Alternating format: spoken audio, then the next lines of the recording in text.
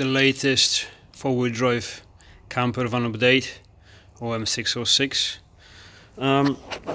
Actually I had it running with the pump, we just arrived with the big elements, but there was a slight problem with the pump. It wasn't responsive on the throttle. I had to give it full throttle to raise the RPMs whatsoever, and then I found out there was a problem with the governor inside. I don't know if it was just adjustments or this thing here goes inside the flywheel control weights, and this does an action that when you give it a throttle, this trying to remove the throttle, so it tries to close the fuel input words. I don't know how to explain it exactly. It works quite simply. They look complicated inside, but they're fairly simple. However, they're really sensitive on adjustments. So what I did, just for the sake to prove if I understand the pump, if I know what it works, if I understand what's wrong with it, I took this pump apart. I took this governor, which is slightly different on this one, internally almost identical. You can swap them around, no problems, but obviously now that governor needs adjustments. I did adjust it a little bit, remove fuel, etc., because obviously my pump has much bigger elements. And adjust a little bit, put it back on, started running fine, nice idle, and it's nice and smooth, but obviously no chance it will run good on my adjustments done just by, roughly here, roughly there. So what I did, I had a great idea to buy Luke from Diesel Pump UK. I'm pretty sure lots of you know what I'm talking about. And he agreed to do it quickly for me after work, because obviously they're busy as well, massively. So he said, okay, I'll do you a favor, and after work I just put on the bench, have a look how it works, and adjust your governor. The good thing is my pump is already phased and it's already like nice and smooth. The elements are in. Actually, my pump has his elements 7.7 millimeters in and his ALDA system on. So actually kind of makes sense that he's gonna adjust the governor according to his elements inside, and obviously essentially his internals, so his adjustments, he knows them very well, so who can better do it than himself. And look, I'm very sorry to rush you, and thank you very much to sort me out as quickly as possible.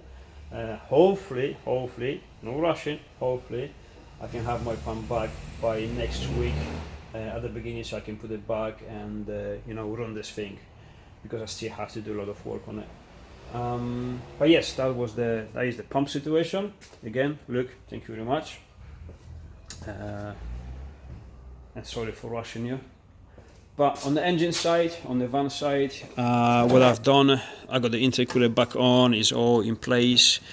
There is no interference with anything, and because there is no radiator, because obviously there's no space. This engine is slightly longer than a 57N, and with my older engine, there was already everything was very tight as a fitment. This engine will require much bigger radiator, so we have less space, bigger radiators. There was no chance to fit the radiator on the front, but I'll get back to that in a minute. Now the boost pipe, this surprisingly is the boost pipe I had before with the M57 engine in, and it fits my plenum. This is, as you can notice, is a bit small. This is a 2.5 inch. It should be 3 inch, but like I said, this is a plenum that I built quickly. It's a prototype. It has a strange design inside. I have no idea how it works. If it works good, then I'm gonna build another one proper with a proper welds, much thicker aluminium, because this is too thin. And then obviously I'm gonna replace this pipe to full size 3 inch. No point now to build all of these just to find out the plenum is not working as I wanted. I have to rebuild one, and then I have to rebuild this pipe as well. So just for the sake of having half an inch slightly bigger diameter, fuck it, this works, fits good. Plus again, this van is taking me much longer. It consumes me much more money than I was planning, and it's taking me much longer, much more time than I was planning to spend on it.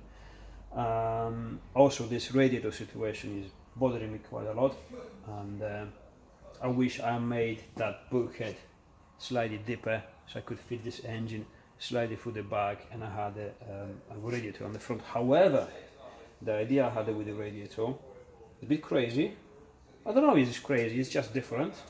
I like the idea of not having it on the front, because just fresh air to the intercooler and to the radiators, one for the gearbox oil, one for the engine oil.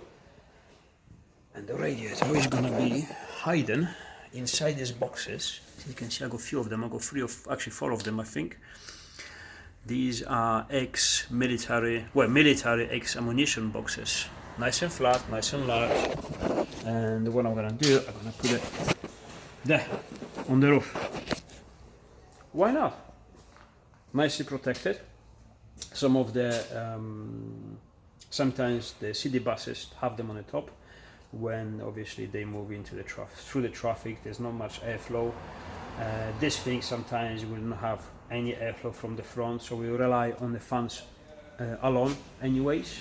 So fuck it, put it on the front, put it on the roof, you know. What else could I put it? And I hope it work. I'm gonna put a huge one, so I hope it's gonna work. If it doesn't work, then I have a problem, because I have no idea where to put it. But let's be positive, and we'll see. We'll see. Come on, it will work. It will work. All the turbo side is done. Turbo is in place. I got the oil feed line. I got the oil return. I got the wastegate in. I still need the boost controller. I'm gonna build probably today this boost pipe from this side.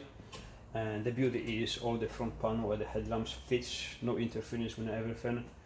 Everything is like, yeah, nice and tight, but fits nicely. And just remember, this used to be 1.9, right? So we have Om606 in, and a full four-wheel drive system. And what else? The fuel system is done. I'm not gonna do the fuel tank this time. I'm gonna do it later on, because I really have no time. I got too much work to do. I got, obviously, as you can see, this beauty here. Engine is there. I have the gearbox on, I got the clutch on, everything worked it out. Obviously still waiting for the material, because the cross member has to be built from scratch. But back to the van. Yeah, I'm just waiting for the pump. This is the main thing, because I need a pump, I need a running, so I know it's all good, and then I can just proceed with all the bigger jobs. I don't think it's gonna take longer, much, maybe 2-3 weeks, and she should be ready to go from the ramp. We'll see. Alright, I'll see you all next week.